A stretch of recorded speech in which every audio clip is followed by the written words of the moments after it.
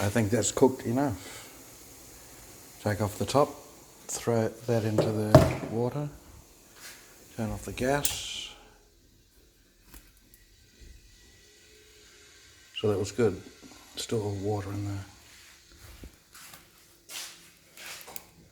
Flip it into the...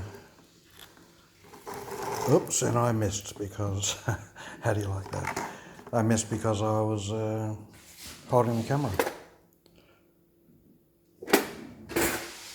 But that's okay. They actually do, in Thailand, they do actually put it on a board, what they call a kneading board first. So, but that's going to be quite hot. I actually knead it.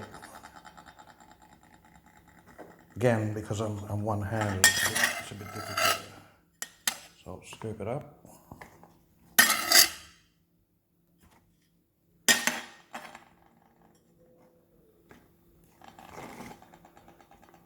Not a very good demonstration. It's hit and miss whether you can actually flip it right into the sticky rice container.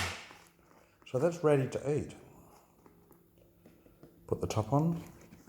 And there you go. Then you cook your whatever other meal you're going to cook.